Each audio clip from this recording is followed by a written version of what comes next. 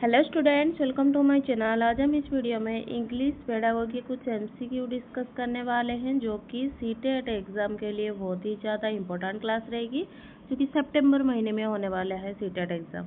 तो चलो शुरू करते हैं। What is considered the most important role of a language educator in the teaching learning process? Language educator का क्या इम्पोर्टेंट रोल होनी चाहिए टीचिंग लर्निंग प्रोसेस में? तो क्या होगा सही आंसर?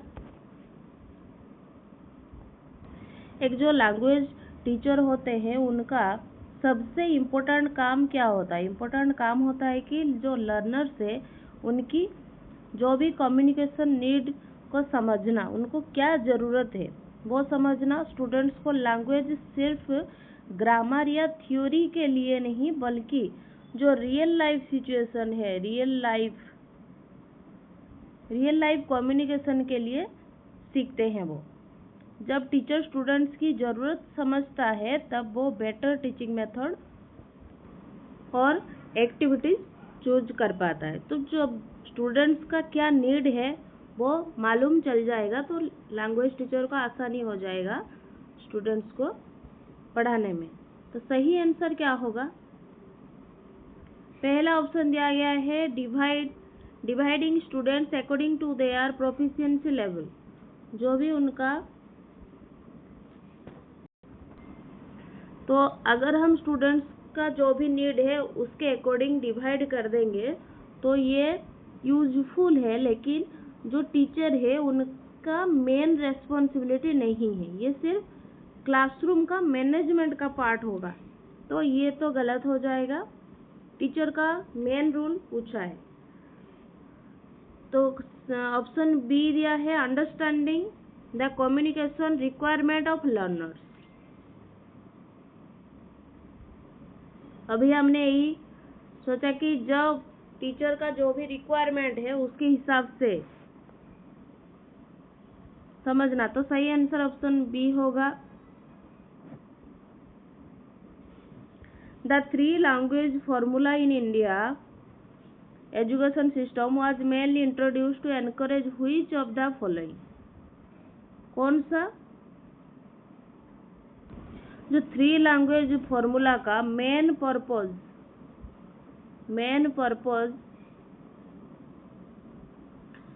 मल्टीलिंगुअल एजुकेशन को प्रमोट करना है, जहाँ जो मदर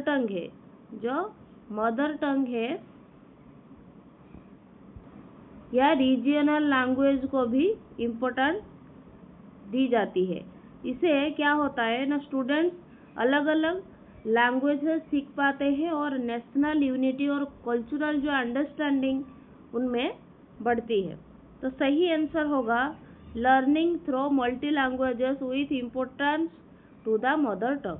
सही आंसर ऑप्शन बी है। 3 नंबर में चलते हैं। In language learning the top-down approach emphasizes understanding the general ideas of a passage. What is main focus of the bottom-up approach? Bottom-up approach का main focus क्या है? तो bottom-up approach का मतलब नीचे से शुरू होकर ऊपर तक जाना। उसका मतलब है जो लर्नर्स है पहले छोटे छोटे जो लैंग्वेजेस यूनिट्स को समझते हैं, जैसे वर्ड हो गए, फ्रेजेस हो गया, ग्रामर और जो सेंटेंस स्ट्रक्चर है उसको समझते हैं। उसके बाद ये सब डिटेल समझने के बाद वो क्या करते हैं, छोटे छोटे डिटेल्स को समझने के बाद पूरे पैसेज को वो समझ पाते हैं। तो सही आंसर क्या होगा? Paying attention to vocabulary, sentence structure and textual details. सही आंसर होगा option B. Which of the following represents the natural order in which language abilities are generally developed by learners? तो ये जो लैंग्वेज स्किल है वो generally natural order में develop होते हैं। सबसे पहले क्या होता है, जो लर्नर्स है उनका जो लैंग्वेज को सुनते हैं, लिसनिंग करते हैं, फिर बोलना, फिर क्या करते हैं, फिर स्पीकिंग करते हैं, सीखते हैं, उसके बाद रीडिंग, और लास्ट में हम क्या सिखाते हैं, राइटिंग डेवलप होता है। ये लैंग्वेज लर्निंग का नेचुरल प्रोसेस माना जाता है। तो सीरियली क्या होगा, पहले क्या होगा, तो ऐसा याद रख देना, LSRW ऐसा डेवलप होता है। पहले लिसनिंग, फिर speaking, reading, writing. Listening and speaking are required before, the correct sequence है LSRW, ऑप्शन सी करेक्ट है। Which language ability help a learner understand and interpret information received through spoken communication? तो कौन सा language ability learners को understand और interrupt information spoken communication से receive करते हैं, कौन से जरिए? जो लिसनिंग है वो लैंग्वेज स्किल है, जिसमें क्या होता है, लर्नर्स बोली हुई लैंग्वेज को जो भी बोलते हैं, स्पोकन कम्युनिकेशन है,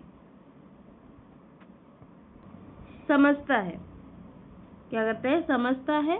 इसमें क्या होता है, साउंड्स और स्पोकन मैसेजेस को ध्यान में रखा जाता है और उनका जो भी मीनिंग है उसको अंडरस्टैंड किया जाता है। तो सही आंसर क्या होगा, सही आंसर होगा listening.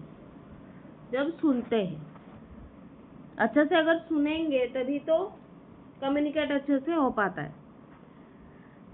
Question number 6, what do we call a brief narrative in which animals act like humans and the story conveys a clear moral lesson? उसे हम क्या बोलेंगे, जब एनिमल ह्यूमन की तरह एक्ट करते हैं और एक मोरल लेसन हमें प्रदान किया जाता है, उसे हम क्या बोलेंगे? शॉर्ट स्टोरी होता है, जहाँ पर वो फेबल होता है। क्या होता है? फेबल एक लिटिल या एक शॉर्ट स्टोरी होता है, जिसमें क्या होता है ना, एनिमल को ह्यूमन क्वालिटीज दी जाती है। ह्यूमन के अंदर जो भी क्वालिटी है वो एनिमल्स को दिया जाता है, जैसे बोलना, जैसे ह्यूमन बोलते हैं और सोचते हैं। इस टाइप को स्टोरी का जो मेन पर्पस है वो एक मोरल या लाइफ लेसन देना होता है, सिखाना होता है। तो सही आंसर होगा ऑप्शन सी। और फैंटेसी क्या होता है? फैंटेसी स्टोरी जहाँ पर मैजिक होता है, इमेजिनरी वर्ल्ड, मतलब वो रियल लाइफ में एग्जिस्ट नहीं करता है, ऐसे होता है। जहाँ पर क्या होता है ना, एनिमल्स के थ्रू, वहाँ पर एनिमल को ह्यूमन माना नहीं जाता, वहाँ पर डायरेक्ट एनिमल के थ्रू ही स्टोरी का क्या मेन मोटिव है वो समझाया जाता है। और ट्रैवलग जो है, तो जो लोग ट्रैवल करते हैं उनका जो भी एक्सपीरियंस और जर्नी का जो भी डिस्क्रिप्शन है वो होता है। ये मोरल बेस्ड एनिमल स्टोरी नहीं है, यहाँ पर कोई एनिमल नहीं है, वो ह्यूमन का ही है, तो ये भी तो नहीं होगा। साइंस फिक्शन क्या है? साइंस फिक्शन क्या है? फ्यूचर साइंस है और टेक्नोलॉजी और इन्वेंशन पर बेस्ड होता है, ना कि एनिमल वाली मोरल स्टोरी पर। ये रियल लाइफ में साइंस से रिलेटेड होता है, तो सही आंसर होगा फेबल। 7 नंबर जाते हैं। A primary school teacher assigns a creative writing activity to class 5 student where they can express their ideas freely. In such a task what should receive the greatest attention from the teacher. एक primary school teacher है, बच्चे को क्या दिया है?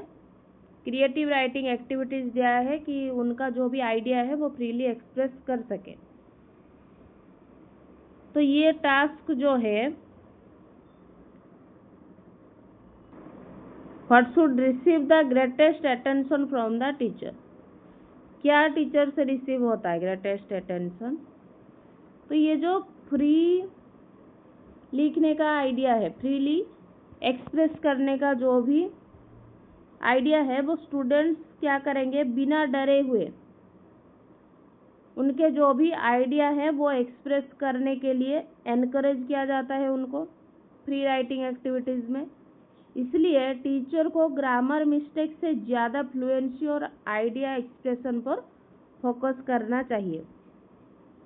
तो teacher का जो भी अटेंशन है वो कहाँ पर होना चाहिए? Smooth flow and expression of ideas in writing.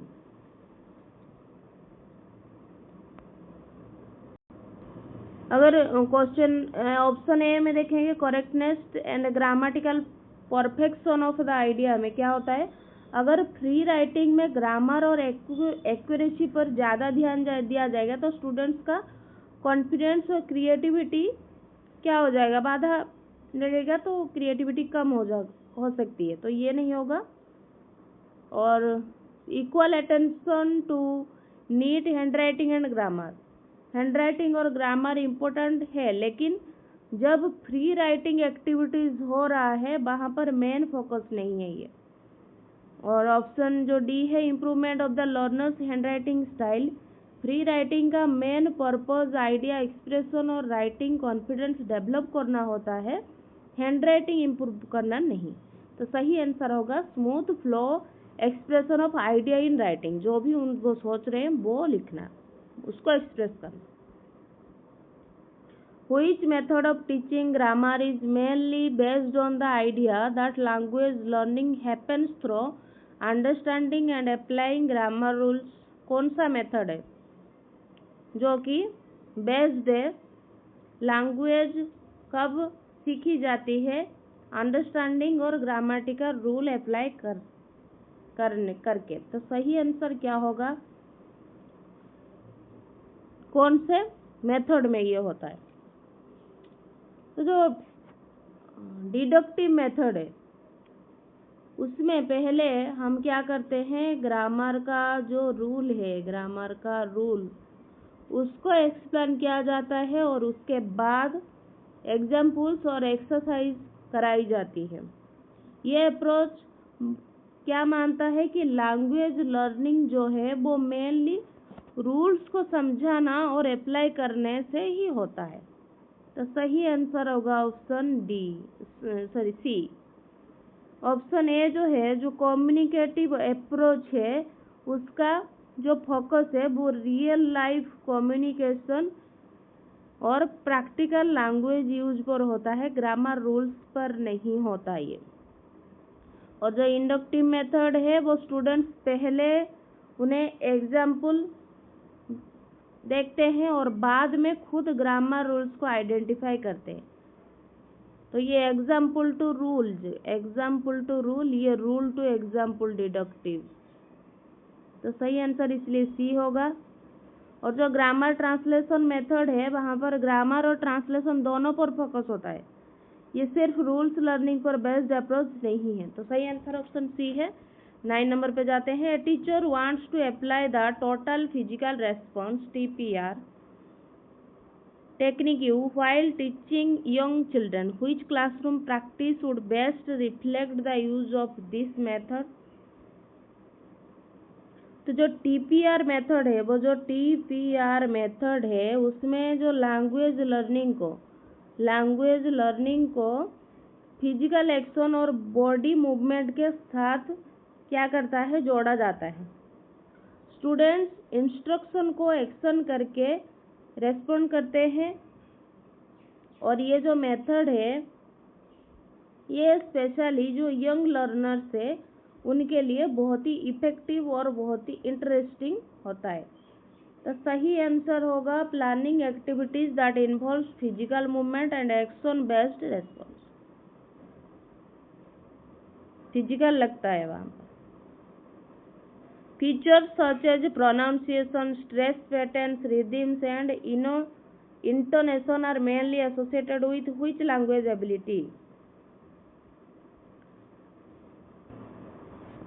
तो ये कौन से एबिलिटी?